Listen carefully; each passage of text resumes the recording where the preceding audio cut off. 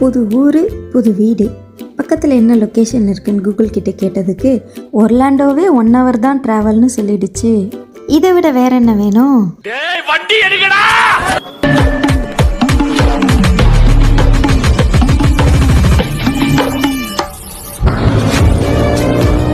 Snacks ஜூஸுன்னு கையில் ஒரு கிட்டாரோட நாங்கள் கிளம்பிட்டோம்.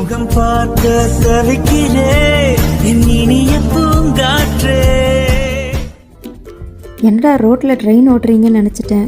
கடைசியில் பார்த்தா இது இந்த ஊரோட பஸ்ஸாங்க.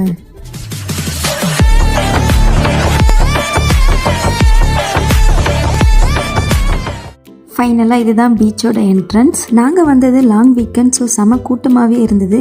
எனக்கும் என் பையனுக்கும் பீச்னால் அவ்வளோ பிடிக்கும். இதுதான் யூஎஸில் எங்களுடைய ஃபஸ்ட்டு பீச் எக்ஸ்பீரியன்ஸ்.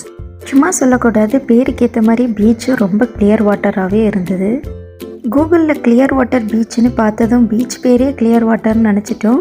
பட் இங்கே வந்ததுக்கப்புறம் தான் தெரியுது இந்த லொக்கேஷன் பேரே கிளியர் வாட்டர். பீச் இங்கே இருக்கிறதுனால இந்த பீச்சுக்கு கிளியர் வாட்டர் பீச்னு பேர் வந்திருக்குன்னு. கிளியர் வாட்டர்னு பேர் இருந்தாலும் பட் தண்ணி செம சால்ட்டியாக இருந்தது.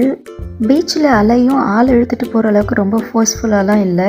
ஆழமுமே ரொம்ப கம்மியாக தான் இருந்தது. நியர்லி ஒரு 10-15 feet நடந்து போனோம். எங்களுக்கு ஒன்றும் பெருசாக ஆழம் இருக்க மாதிரியே தெரியல, ஓகேவாக தான் இருந்தது. எந்த சைட் பார்த்தாலும் இந்த பேர்ட்ஸ் அவ்வளோ இருந்தது கூட்டமாக. பீச் என்ட்ரன்ஸில் எங்களை வெல்கம் பண்ணது இந்த க்யூட் மெர்மைட் தான். பே பண்ணிவிட்டு நம்ம வேணும்னா ஃபோட்டோ எடுத்துக்கலாம்.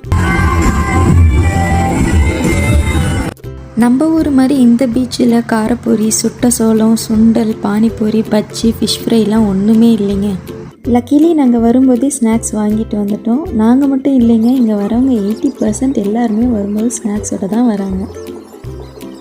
ஸ்நாக்ஸுக்கு தான் கடை ஒன்றும் இல்லைங்க, பட் கிட்ஸ் விளையாட இந்த மாதிரி பவுன்சிங் ஹவுஸ், ட்ராம்போலைன் எல்லாமே இருந்தது. ஒரு வழியாக பீச் ஃபுல்லாக சுற்றி பார்த்துட்டு நாங்களும் செட்டில் ஆகிட்டோம். சும்மா பேருக்கு 2 ஃபோட்டோ எடுத்துகிட்டு நானும் என் பையனும் எதுக்கு வந்தோமோ அந்த வேலையை ஸ்டார்ட் பண்ணிட்டோம். பீச்சில் நாங்கள் போட்ட ஆட்டத்தை கீழே இருக்க ஆரோ மார்க் கிளிக் பண்ணி பாருங்கள்.